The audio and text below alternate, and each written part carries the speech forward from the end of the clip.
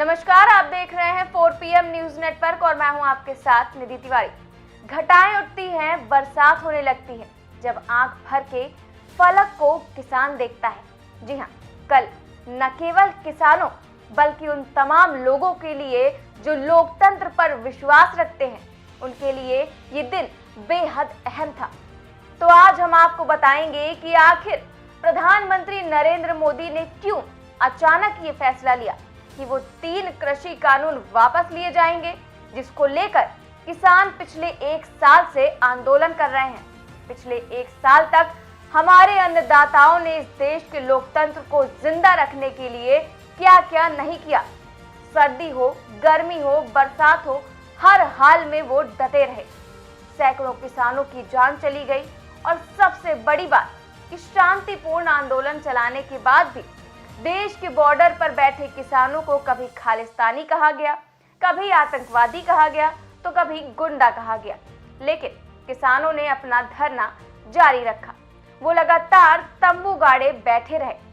तो फिर सवाल यही खड़ा होता है कि आखिरकार अचानक ऐसा क्या हुआ कि प्रधानमंत्री मोदी को यह एहसास हुआ कि वो किसानों को नहीं समझा पाए, इसीलिए वो कृषि कानूनों को रद्द कर रहे हैं। और अगर आपको इसके पीछे की वजह जाननी है तो पिछले 15 दिन का ट्रैक रिकॉर्ड देख लीजिए। आप ही सोचिए कि ऐसा क्या हुआ कि ठीक दिवाली से पहले वो सरकार जो पिछले कई सालों से पेट्रोल और डीजल के दाम बेतहाशा बढ़ाए जा रही थी, उसने अचानक पेट्रोल डीजल के दाम 5 से 10 रुपए कम कर दिए।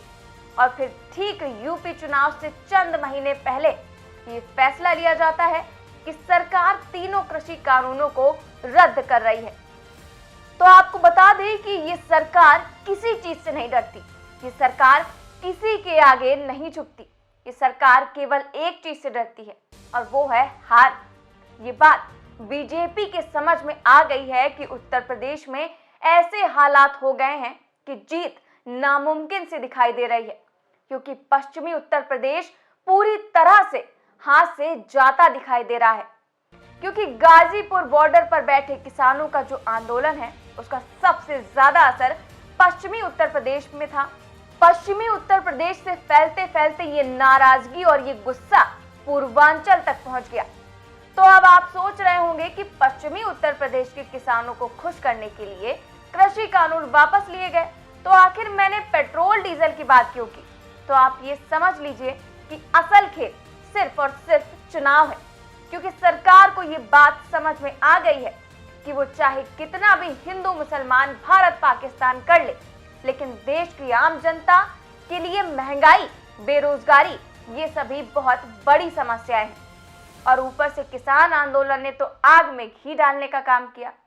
तो ये जितनी भी चीजें की जा रही हैं, वो सिर्फ चुनाव के मद्देनजर की जा रही हैं और अपने फायदे के लिए की जा रही हैं, क्योंकि पश्चिमी उत्तर प्रदेश में तो हालत खराब थी ही, पूर्वांचल में भी बीजेपी के लिए स्थितियां खराब हो रही थी और ऊपर से महंगाई। तो सरकार ने यहां पर अपने लिए स्थितियां बेहतर करने के लिए ये कोशिश की, इसीलिए सरकार किसानों के आगे झुक गई। तो क्या सरकार को सीधे सीधे अपने सामने हार दिखाई दे रही है? और उत्तर प्रदेश में हार का मतलब है 2024 में बीजेपी के लिए चुनाव जीतना मुश्किल हो जाता। तो अगर यूपी हाथ से निकल गया तो केंद्र में भी बीजेपी का आना मुश्किल हो जाएगा। और सरकार को यह समझ आ गया था कि उनके लिए आगे की राह बेहद मुश्किल है।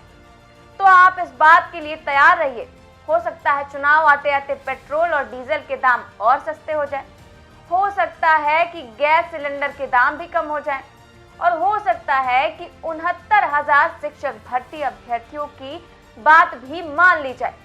लेकिन ये सब सिर्फ चुनाव तक, उसके बाद तो आप भी जानते हैं और मैं भी।